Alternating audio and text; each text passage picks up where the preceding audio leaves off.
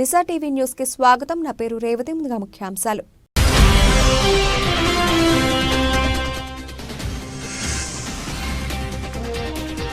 ఇండియాకు వార్నింగ్ ఇచ్చిన ట్రంప్. పన్నుల అంశంలో భారత విధానాన్ని తప్పుపట్టిన అమెరికా నూతన అధ్యక్షుడు.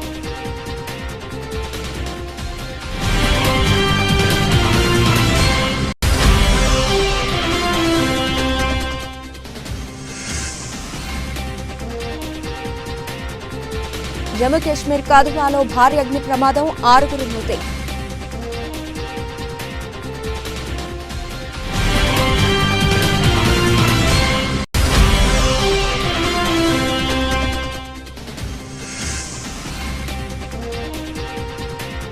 హరీష్ రావు పట్ల పోలీసులు అత్యుత్సాహం. శాసనసభ ప్రవేశ మార్గంలో పేపర్లు లాక్కున్న డీఎస్పీ.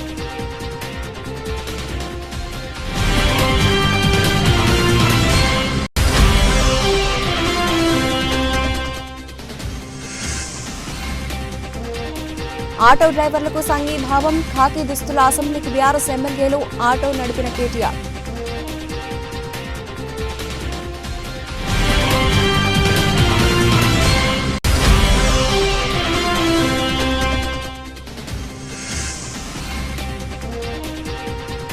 పేర్ని నాని గోడౌన్ లో రేషన్ బియ్యం మిస్సింగ్ కేసు. కూటమి సర్కార్ సీరియస్ యాక్షన్.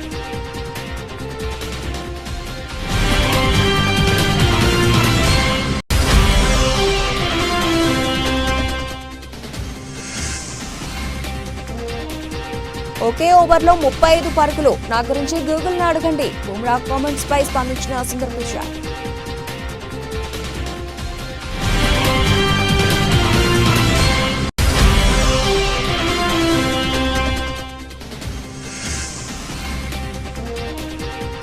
రెండు సినిమాలు ఫ్లాప్. 30 కోట్ల నుంచి 9 కోట్లకు పడిపోయిన హీరో.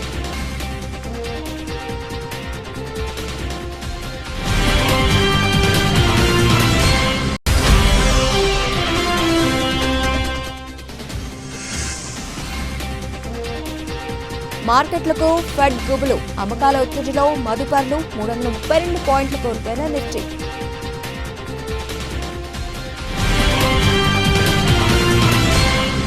ఇండియాకు వార్నింగ్ ఇచ్చాడు ట్రంప్.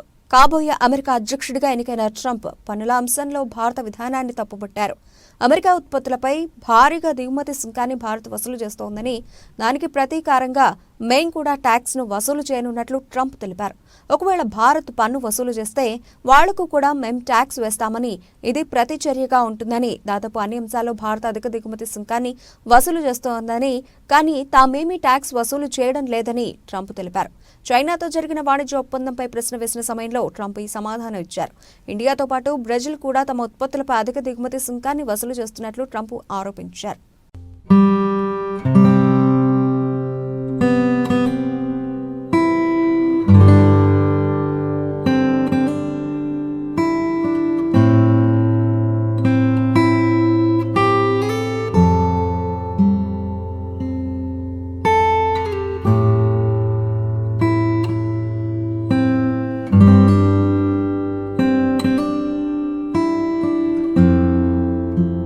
జమ్మూ కాశ్మీర్లోని కథువాలో బుధవారం భారీ అగ్ని ప్రమాదం సంభవించింది. శివనగర్లోని ఓ ఇంట్లో మంటలు చెలరేగడంతో ఇల్లంతా దట్టమైన పొగ వ్యాపించింది. దీంతో ఊపిరాడక 6 మరణించారు. మరో 3 అపస్మారక స్థితిలోకి వెళ్లారు. వారిని చికిత్స నిమిత్తం కథువాలోని జీఎంసీ ఆసుపత్రికి తరలించారు. ప్రస్తుతం వారి పరిస్థితి విషమంగా ఉన్నట్లు తెలుస్తోంది. కాగా అగ్ని ప్రమాదం గురించి తెలియగానే పోలీసులు, అగ్నిమాపక సిబ్బంది ఘటనా స్థలానికి చేరుకుని మంటలు ఆర్పివేసే ప్రయత్నం చేశారు. షార్ట్ సర్క్యూట్ కారణంగానే ఇంటికి మంటలు అంటుకుంటున్నట్లుగా పోలీసులు అనుమానిస్తున్నారు.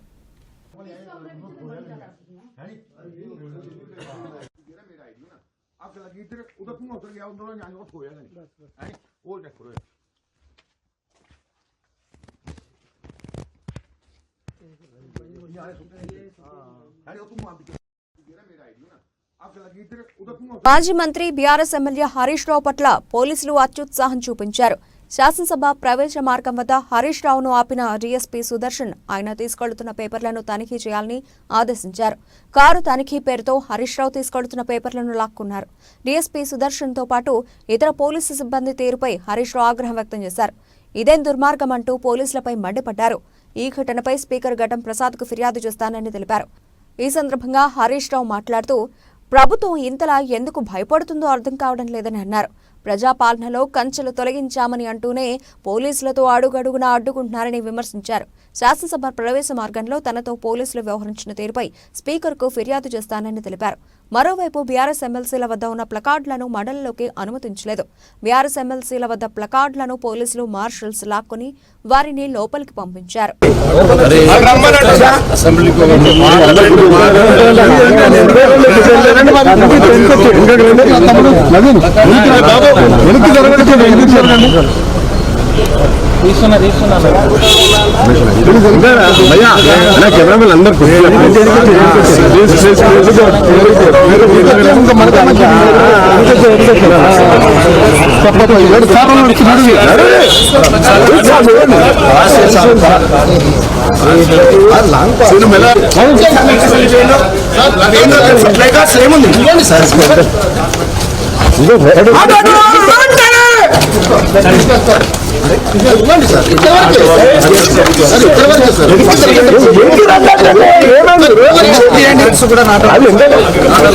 మీకేమైనా హక్కుందా అండి?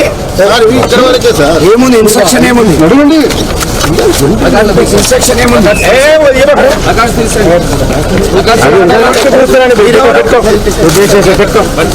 వాళ్ళు చేసేది చెప్పేది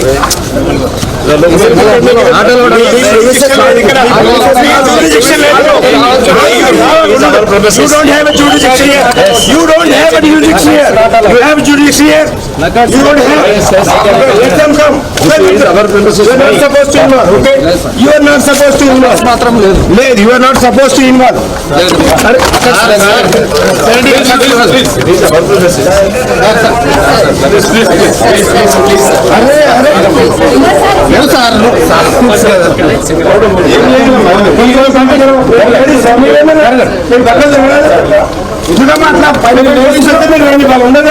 మరోవైపు ఆటో డ్రైవర్లకు బీఆర్ఎస్ ఎమ్మెల్యేలు సంఘీభావం తెలిపారు.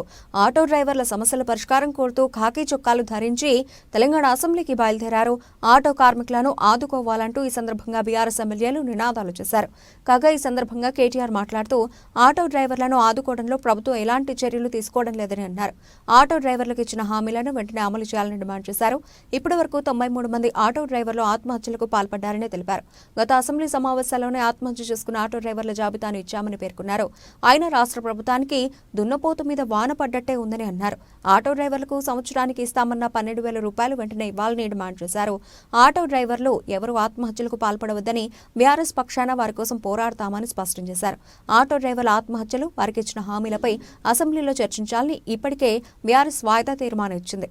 ప్రభుత్వం ముందు చూపులేని విధానాల వల్ల రాష్ట్రంలో ఆటో డ్రైవర్లు ఉపాధి అవకాశాలు కోల్పోయి అనేక ఇబ్బందులు ఎదుర్కొంటున్నారని, ఆత్మహత్యలకు పాల్పడుతున్నారని బీఆర్ఎస్ తమ వాయిదా తీర్మానంలో పేర్కొంది. కాబట్టి ఆత్మహత్య చేసుకున్న ఆటో డ్రైవర్ల కుటుంబాలను ఆదుకోవాలని డిమాండ్ చేసింది. ప్రభుత్వం హామీ ఇచ్చిన విధంగా ప్రతి ఆటో డ్రైవర్కు ఏటా 12,000 రూపాయలు ఆర్థిక సాయం అందించాలని పేర్కొంది. అలాగే ఆటో డ్రైవర్ల సంక్షేమ బోర్డు ఏర్పాటు చేయాలని కోరుతూ దీనిపై అసెంబ్లీలో చర్చించాలని ప్రతిపాదించింది. Forming a welfare board, giving 12,000 rupees of subsistence per month, and also most importantly insurance, and every aspect that was covered in their election manifesto has to be delivered immediately. Thank you. Jai Telangana!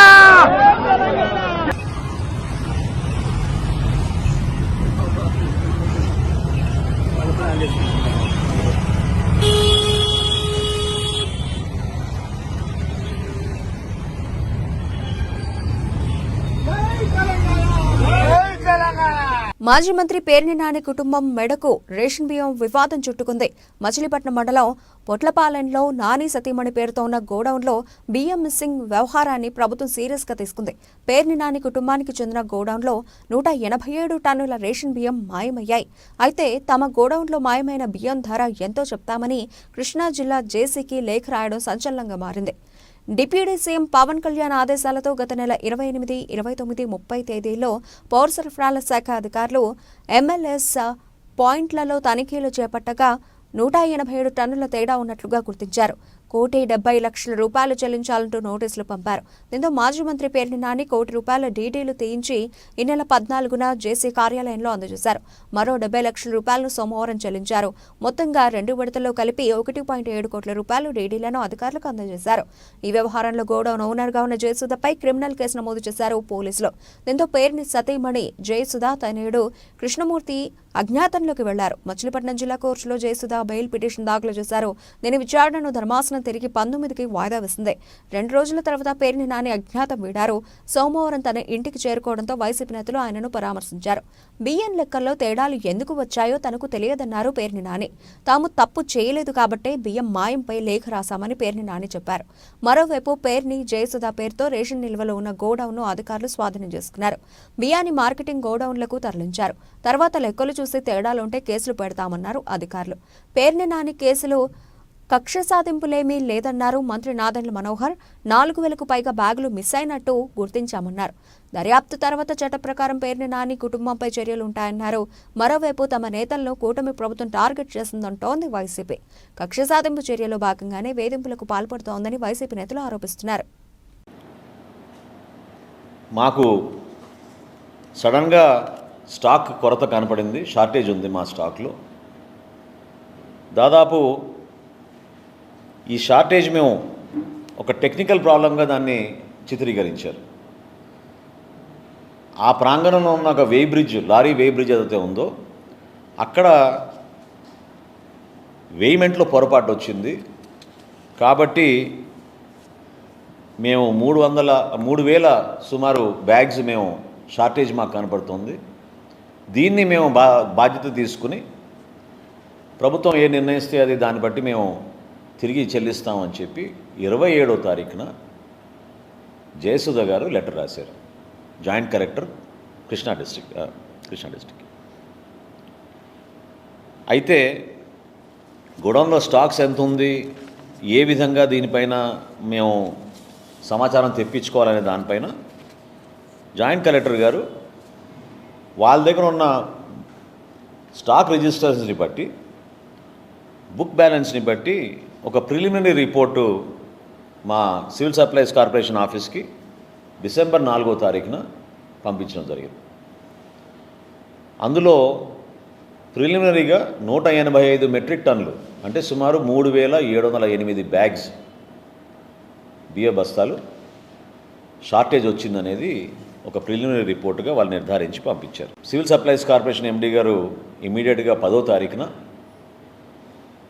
ఇది misappropriation జరిగింది కాబట్టి guidelines ప్రకారంగా double the penalty వేయాలి, ఇమీడియట్గా ఈ గోడౌన్ని black list చేద్దాం, అదేవిధంగా వీళ్ళపైన criminal చర్యలు తీసుకోమని పోలీసులకి ఎఫ్ఐఆర్ కూడా రిజిస్టర్ చేసేటట్టు కంప్లైంట్ ఫైల్ చేయమని ఆయన ఆ రోజు ఆదేశాలు జారీ చేయడం జరిగింది. ఇది డిసెంబర్ 10వ తారీఖున. ఈ రోజుకి అక్కడ ఉన్న స్టాక్ అంతా కూడా దాదాపు 4,093 బస్తాలు అక్కడి నుంచి మేము mandal level stocking points, MLS points అంటారు, ఈ మండల్ లెవెల్ స్టాకింగ్ పాయింట్స్కి షిఫ్ట్ చేయడం జరిగింది. ఎందుకంటే వీటిని భద్రపరచాలి, వీటిని రేపటి రోజున మళ్ళీ ఈ ప్రజా పంపిణీ వ్యవస్థలో మేము ఈ బియ్యాన్ని ప్రజలకు అందించాల్సిన బాధ్యత మా పైన ఉంటుంది. కాబట్టి 4,093 బస్తాల్ని ఎంఎల్ఎస్ పాయింట్కి మేము వాటిని ట్రాన్స్పోర్ట్ చేసాం. ఇది మొత్తం పంచనామా చేసిన తర్వాత వీడియో రికార్డింగ్తో సహా ఈ కార్యక్రమాన్ని చేసాం. అయితే ఆశ్చర్యకరమైన విషయం ఏంటంటే వీళ్ళు ఇచ్చిన ఈ లెటర్లో టెక్నికల్ గ్రౌండ్స్ వలన ఏదైతే పక్కన ఉన్న వేయింగ్ మెషిన్ లారీ వే బ్రిడ్జ్ ఏదైతే ఉందో దాంట్లో టెక్నికల్ ప్రాబ్లం వలన మాకు స్టాక్లో కొరత వచ్చింది, ఇబ్బంది వచ్చింది, అందుకనే మేము ఆ బాధ్యత మేమే తీసుకుంటున్నాం అని వీళ్ళు చెప్పారు. మేడ్చల్ మల్కాజ్గిరి జిల్లా గట్కేసర్ సోషల్ మీడియాలో పబ్లిసిటీ స్టంట్లకు అడ్డు అదుపు లేకుండా పోతోంది. సిటీ శివారు ప్రాంతాల్లో మనీ హాంటింగ్ పేరుతో పిచ్చి పీక్స్కు చేరుతోంది. తాజాగా ఓఆర్ఆర్పై 9వ ఎగ్జిట్ వద్ద ఓ వ్యక్తి నిలబడి తన చేతుల్లో ఉన్న 20,000 రూపాయల నోట్ల కట్టను చెట్ల పొదల్లో పడేశాడు. ఎవరైనా వచ్చి ఆ పైసలు తీసుకోవాలని ఆఫర్ చేశాడు. ఈ వీడియో సోషల్ మీడియాలో వైరల్ కావడంతో అధిక స్పీడ్ లిమిట్ ఉన్న రోడ్డుపై ఈ పిచ్చి చేష్టలు ఏంటని నెటిజన్లు ఫైర్ అవుతున్నారు. మరోవైపు ఈ విషయం తమ దృష్టికి రావడంతో కేసు నమోదు చేసి దర్యాప్తు చేస్తున్నట్లు గట్కేసర్ SHO పరశురామ్ తెలిపారు. ఇప్పుడైతే మనము హైదరాబాద్ ఓఆర్ సీట్ నంబర్ 9 దగ్గర అయితే ఉన్నాం అనమాట. సో మీకోసం మనీ హంటింగ్ ఛాలెంజ్. నేనైతే ఇందులో నుంచి ఒక 20,000 రూపాయలు అయితే మనీ హంటింగ్ చేస్తున్నా. సో ఎవరైనా తీసుకోవాలనుకుంటే కనుక ఓఆర్ఆర్ మనకి ఎగ్జిట్ నంబర్ 9 దగ్గర ఉంది. మీకోసమే అక్కడ 20,000 అయితే చేసిన. All the best. ఎవరు తీసుకుంటారో తీసుకోండి. Bye bye. నకరేకల్ మండల కేంద్రమైన నకరేకల్లో సంచలనం రేపిన జంట హత్యల కేసులో నిందితులను సత్తెనపల్లి DSP M హనుమంతరావు మంగళవారం జరిగిన మీడియా ముందు ప్రవేశపెట్టారు.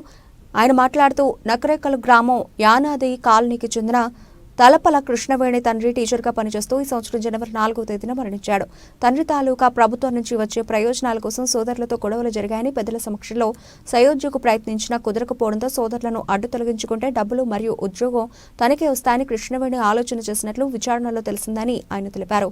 ఈ విషయం ప్రియుడు దానయ్య, కృష్ణవేణి ఇద్దరు మాట్లాడుకుని అన్నదమ్ములను చంపాలని నిర్ణయించుకున్నారని, సదరు హత్యకు అవసరమయ్యే డబ్బులు మరియు మోటార్ సైకిల్ ఇస్తానని దానయ్య చెప్పగా గత నెల 26వ తారీఖున నకరేకల్కు చెందిన ఇద్దరు మైనర్ యువకులతో కలిసి తమ్ముడు దుర్గా రామకృష్ణను చంపితే 10,000 రూపాయలు ఇస్తానని బేరం కుదుర్చుకొని అదే రోజు రాత్రి 10:30 సమయంలో వాళ్ల ఇంటి వద్దనే తమ్ముడికి మద్యం తాగించి చున్నీతో గొంతు బిగించి చంపినట్లు ఆయన తెలిపారు. ఈ మీడియా సమావేశంలో Sattenapalli rural CI MV Subbarao, నకరేకల్లో SI CH సురేష్ మరియు సిబ్బంది పాల్గొన్నారు. సత్తెనపల్లి సబ్ డివిజన్, పల్నాడు జిల్లా. ఈరోజు ఈ నకరేకల్ పోలీస్ స్టేషన్ పరిధిలో ఒక సెన్సేషనల్ మర్డర్ జరిగింది. దీనికి సంబంధించి అంటే డబుల్ మర్డరు. అయితే ఇది ఒక అక్క అంటే సొంత అక్కే అన్నని తమ్ముడిని చంపడం జరిగింది. చంపడానికి కారణం మేము ఇప్పటి వరకు ఇన్వెస్టిగేషన్ చేసిన దాని ప్రకారం ఎస్టాబ్లిష్ అయింది ఏంటంటే, ఈ అక్యూజ్డ్ అండ్ డిసీజ్డ్ యొక్క నాన్న టీచర్గా పనిచేస్తూ రీసెంట్గా జనవరిలో చనిపోవడం జరిగింది. చనిపోయిన తర్వాత జనరల్గా వీళ్ళకి ఆశ కలిగింది రిటైర్మెంట్, అదే డెత్ బెనిఫిట్స్. చనిపోయిన తర్వాత గవర్నమెంట్ ఎంప్లాయీకి వచ్చే బెనిఫిట్స్ సుమారు ఒక 60-70 లక్షల వరకు ఉన్నాయి అనేటువంటి ఆలోచన వాళ్ళకి వచ్చి దాని మీద ఒకరికొకరు డిస్కస్ చేసుకొని పంచుకుందాం అని అడిగే క్రమంలో ఈ అమ్మాయి నాకు కూడా ఇవ్వండి షేరు, ఈ అమ్మాయి కూడా భర్త వదిలేసి ఉంది, సో నాకు ఇవ్వమని అన్న క్రమంలో ఈ అమ్మాయికి మేము ఇవ్వము, నీకు ఇచ్చే సమస్య లేదు, నీకెందుకు ఇస్తాము, మేమిద్దరం పంచుకుంటాం అన్న క్రమంలో గొడవలు స్టార్ట్ అయ్యి చివరికి వీళ్ళు ఒకరికొకరు ఈ అమ్మాయిని వాళ్ళిద్దరు కలిసి చంపడానికి ప్రయత్నం జరిగే క్రమంలో ఈ అమ్మాయికి ఆ విషయం మళ్ళీ వాళ్ళ తమ్ముడే బైనేని దుర్గా, అతను అక్క నేను ఇలాగే వేసేస్తాము అన్న, నేను కలిసి వేయాలనుకున్నాను. ఒకరోజు ముందు దాగి చెప్పిన దాని మీద ఈ అమ్మాయికి ఆలోచన కలిగి ఈ అమ్మాయి ఆల్రెడీ భర్తను వదిలేసి దాదాపు 2-3 సంవత్సరాల నుంచి వేరే ఈ ఏటు ఇతను వెనకున్నటువంటి అతను ఆ నానయ్య అనే అతన్ని పెట్టుకోవడం జరిగింది. పెట్టుకొని ఈ కుర్రాడు సహాయం కూడా తీసుకుంది ఆ అమ్మాయి. వీళ్ళిద్దరు కూడా డిస్కషన్ జరిగితే ఈ యాక్చువల్గా ఇతను నీకు రావయ్యి ఎందుకు అంటే, లేదు ఎట్టి బస్సులో నేను తీసుకోవాలి, వాళ్ళని చంపైనా తీసుకుంటాను, నువ్వు అడ్డం రావద్దు, నువ్వు నాకు సహాయం చేయించాలని చెప్పి వీళ్ళిద్దరు మంచిగా ఒక వడంబడి జరిగింది. దాని ప్రకారం ఈ అమ్మాయి ఎలాగో నన్ను చంపేస్తారు కదా, ఇంక వీళ్ళని చంపేయాలని మనసులో పెట్టుకొని పోయిన నెల 26వ తారీఖు నాడు వాళ్ళ తమ్ముడిని బాగా తాపించి ఈ యొక్క గోరంలో పోయే కాలంలో మెడకి చున్నీ వేసి లాగేసి, ఎవరితో లాగిందంటే ఈ అబ్బాయి ఇంకొక ఇద్దరు మైనర్స్ ఉన్నారు పిల్లలు. ఆ పిల్లల సహాయం తీసుకొని చెరువు పక్క గట్టిగా లాగేసి చంపేసిన తర్వాత ఎలా తీసుకెళ్ళాలి అంటే ఆ కాలువలో వేయడానికి వీళ్ళు చంపిన దానికి 1 కిలోమీటర్ 2 కిలోమీటర్ దూరం ఉంది. ఎలా తీసుకెళ్లాలనే దాని మీద ఈ అమ్మాయి ఉంచుకున్నటువంటి వ్యక్తి దానయ్య బండి ఉంది, మోటార్ సైకిల్. దానయ్యకి ఫోన్ చేసి, దానయ్య మోటార్ సైకిల్ కావాలంటే నీకు ఈ టైంలో అవసరం అంటే పంపించానంటే అతను తీసుకొని బండి ఇచ్చి బండి మీద తీసుకెళ్లి కాలువలో పడేసి వచ్చేసారు. అది ఏమైందంటే ఆ కాలువలో వేసినటువంటి బాడీ కొంచెం దూరం ప్రయాణించిన తర్వాత అక్కడ బాగా జమ్ము అది బాగా పట్టుంది, చాలా ఎక్కువ పట్టుంది. దాని కిందకి వెళ్ళి బాడీ అక్కడే ఇరుక్కుపోయింది. సో అందువల్ల ఆ బాడీ ట్రేస్ కాలేదు, ఎవరికి బయట వాళ్ళకి ఎవరు చూసే పరిస్థితి లేదు. అదే టైంలో మా వాడు కనపడలేదని కంప్లైంట్ ఇచ్చేవాళ్ళు కూడా లేరు. ఎందుకంటే అతను అన్న యాక్చువల్గా మా పోలీస్ డిపార్ట్మెంట్లో కానిస్టేబుల్గా చేస్తూ ఉన్నాడు. అతను ప్రస్తుతం బొల్లపల్లిలో చేస్తూ బాగా తాగుడుకు అలవాటు అయిపోయి ఈ మధ్యకాలం అంతా మెడికల్ లీవ్లో ఉండి ఈ ఇష్యూ. బోర్డర్ గవాస్కర్ ట్రోఫీలో team India star pacer Jasprit Bumrah అసాధారణ ప్రదర్శన చేస్తున్నారు. బంతితోనే కాకుండా బ్యాట్తోనూ ఆకట్టుకుంటున్నాడు. ఇక తన బ్యాటింగ్ గురించి తెలుసుకోవాలంటే గూగుల్లో వెతకండి అంటూ బుమ్రా చేసిన వ్యాఖ్యలు వైరల్గా మారాయి. దీనిపై గూగుల్ సీఈఓ సుందర్ పిచాయ్ స్పందించారు. తాను గూగుల్ చేశానని చెప్పారు. ఈ సందర్భంగా పేస్ గుర్రంపై ప్రశంసల వర్షం కురిపించారు. బ్రిస్బెన్ వేదికగా ఆస్ట్రేలియాతో జరుగుతున్న 3వ టెస్టు మ్యాచ్లో 3వ రోజు ఆట ముగిసిన తర్వాత బుమ్రా విలేకరులతో మాట్లాడారు. గబ్బాలో బ్యాటింగ్ పరిస్థితుల గురించి విలేకరులు ప్రశ్నించారు. ఇందుకు బుమ్రా ఇలా సమాధానం చెప్పారు. మీరు నా బ్యాటింగ్ సామర్థ్యాన్ని ప్రశ్నిస్తున్నారు. టెస్టులో ఒకే ఓవర్లో అత్యధిక పరుగులు చేసింది ఎవరో గూగుల్ చేసి చూడండి అని బుమ్రా అన్నాడు. కాగా టెస్టులో బుమ్రా ఒకే ఓవర్లో 35 పరుగులు చేశాడు. 2022లో బర్మింగ్హామ్ టెస్టులో ఇంగ్లాండ్పై బుమ్రా ఒకే ఓవర్లో 35 పరుగులు సాధించాడు. ఇది ప్రపంచ రికార్డు. దీన్ని ఉద్దేశిస్తూ బుమ్రా ఇలా ఫన్నీగా సమాధానం చెప్పగా వైరల్గా మారాయి. క్రికెట్ అంటే ఎంతో ఇష్టపడే గూగుల్ సీఈఓ సుందర్ పిచాయ్ దీనిపై స్పందించారు. తాను గూగుల్ చేసినట్లు చెప్పారు. కామెంట్స్ బౌలింగ్లో 6 కొట్టిన వారికి బ్యాటింగ్ ఎలా చేయాలో చాలా బాగా తెలుసునని అన్నారు. అంతేకాదంటూ ఈ 3వ టెస్టు మ్యాచ్లో భారత్ను ఫాలో ఆన్ గండం నుంచి తప్పించడాన్ని ప్రస్తావించారు. ఇటు గూగుల్ ఇండియా సైతం బుమ్రా వీడియోను పోస్ట్ చేస్తూ మేము జెస్సీ బాయ్ని మాత్రమే నమ్ముతామంటూ రాసుకొచ్చింది. Yeah, it's an interesting question that you're questioning my batting ability so far. I think you should use Google as well and see who's got the most number of runs in a test match, test over. But that jokes apart. ఒకప్పుడు Bollywood ఇండస్ట్రీలోనే top hero వరుసగా సినిమాలు చేస్తూ కోట్లాది మంది అభిమానులను సంపాదించుకున్నారు. Senior నటుడు కుమారుడిగా సినీ రంగంలోకి అడుగుపెట్టి తనదైన నటనతో ప్రత్యేక గుర్తింపు తెచ్చుకున్నారు. కానీ వరుస ఫ్లాప్ చిత్రాలు ఇప్పుడు అతడి కెరీర్ను ప్రశ్నార్థకం చేశాయి. ఒకప్పుడు ఒక్క సినిమాకు 30 కోట్ల రూపాయల పారితోషికం తీసుకున్న ఆ హీరో ఇప్పుడు కేవలం 9 కోట్ల రూపాయలు మాత్రమే తీసుకుంటున్నారు. ఇంతకీ ఆ హీరో ఎవరో తెలుసా? అతడు మరెవరో కాదు, బాలీవుడ్ స్టార్ టైగర్. హీరో పంతి, బడే మియాన్, చోటే మియాన్ వంటి సినిమాలు అతని కెరీర్ను పతనానికి గురిచేశాయి. దీంతో రెమ్యునరేషన్ భారీగా పడిపోయింది. గత కొన్నేళ్లుగా ఒక్క హిట్ కూడా అందుకోలేదు. 2014లో హీరో పంతి సినిమాతో బాలీవుడ్లోకి అడుగుపెట్టాడు టైగర్. తెలుగులో వచ్చిన పరుగు సినిమాకు రీమేక్ ఇది. ఈ మూవీ బాలీవుడ్లో సూపర్ హిట్ అయింది. ఆ తర్వాత బాఘీ, బాఘీ 2 సినిమాలు టైగర్ని స్టార్ హీరోగా నిలబెట్టాయి. నటన, డాన్స్, యాక్షన్తో తనకంటూ ప్రత్యేక గుర్తింపు తెచ్చుకున్నారు. కానీ గత 2-3 ఏళ్లుగా టైగర్ నటించిన హీరో పంతి 2, గణపత్, బడే మియాన్, చోటే మియాన్, సింగం అగైన్ సినిమాలు బాక్సాఫీస్ వద్ద బోల్తా పడ్డాయి. దీంతో టైగర్ కెరీర్ గ్రాఫ్ పడిపోయింది. దీంతో ఇటు టైగర్ రెమ్యునరేషన్ సైతం పడిపోయింది. ఒకప్పుడు ఒక్క సినిమాకు 30 కోట్ల రూపాయల పారితోషికం తీసుకున్న టైగర్ ష్రాఫ్ ఇప్పుడు కేవలం 9 కోట్ల రూపాయల పారితోషికం తీసుకుంటున్నాడని బాలీవుడ్ ఇండస్ట్రీలో టాక్ వినిపిస్తోంది. టైగర్ ష్రాఫ్ ప్రస్తుతం బాఘీ 4 సినిమా షూటింగ్లో బిజీగా ఉన్నారు. ఈ సినిమా వచ్చే ఏడాది సెప్టెంబర్లో విడుదల కానుంది. దీంతో టైగర్ మరో హిట్ అందుకోవాలని భావిస్తున్నాడు.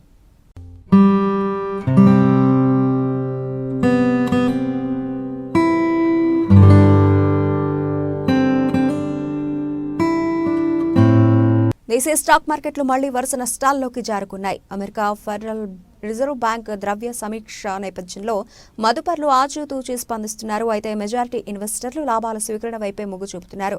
దీంతో మంగళవారం సూచీలకు భారీ నష్టాలు తప్పలేదు. బాంబే స్టాక్ ఎక్స్చేంజ్ ప్రధాన సూచీ సెన్సెక్స్ 1064.12 పాయింట్లు లేదా 1.30% క్షీణించి 81,000 మార్కుకు దిగువన 80,684.45 వద్ద స్థిరపడింది. ఒకానొక దశలోనైతే 1,136.37 పాయింట్లు పతనమైంది. ఇక నేషనల్ స్టాక్ ఎక్స్చేంజ్ సూచీ నిఫ్టీ 332.25 పాయింట్లు లేదా 1.35% పడిపోయి 24,336 వద్ద నిలిచింది. సోమవారం కూడా సెన్సెక్స్ 384.55 పాయింట్లు, నిఫ్టీ 100.05 పాయింట్లు దిగజారిన విషయం తెలిసిందే. క్రయ విక్రయాల నడుమ మదుపర్లు ఊగిసలాటకు లోనయ్యారు.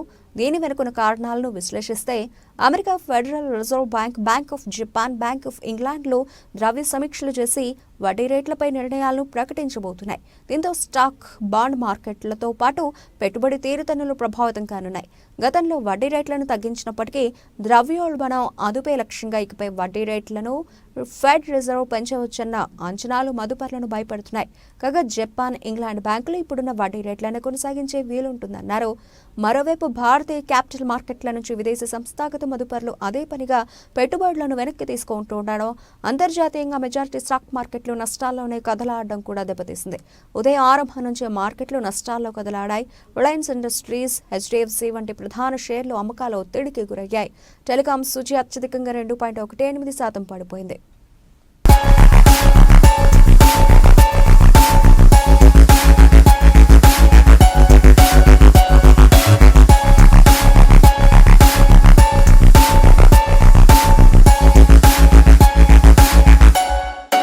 బులెటిన్ ముగించే ముందు హెడ్లైన్స్ మరోసారి.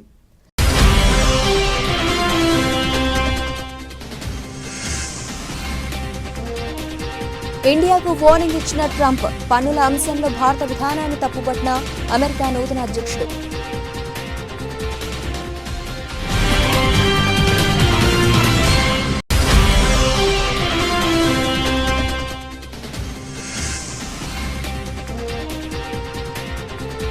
జమ్మూ కాశ్మీర్ కథువాలో భారీ అగ్ని ప్రమాదం, 6 మృతి.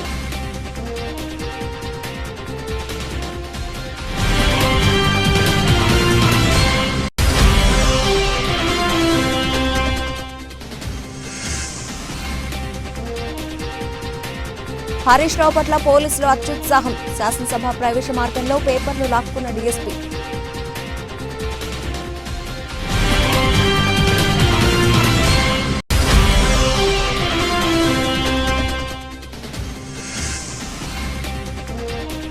ఆటో డ్రైవర్లకు సంఘీభావం, ఖాకీ దుస్తుల అసెంబ్లీకి బీఆర్ఎస్ ఎమ్మెల్యేలు, ఆటో నడిపిన కేటీఆర్.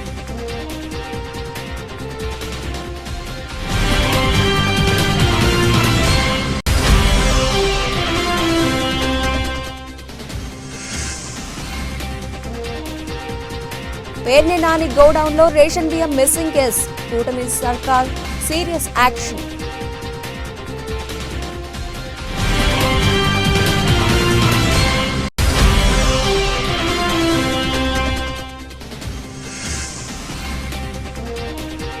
ఒకే ఓవర్లో 35 పరుగులు, నా గురించి గూగుల్ని అడగండి. బుమ్రా కామెంట్స్ పై స్పందించిన సుందర్ పిచాయ్.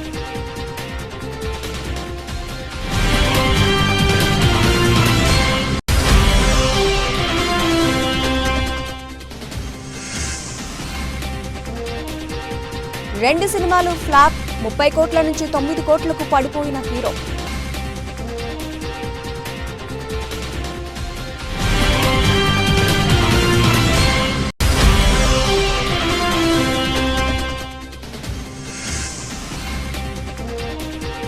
మార్కెట్లకు ఫెడ్ గుబులు, అమ్మకాల ఒత్తిడిలో మదుపర్లు 332 పాయింట్లు కోల్పోయిన నిఫ్టీ.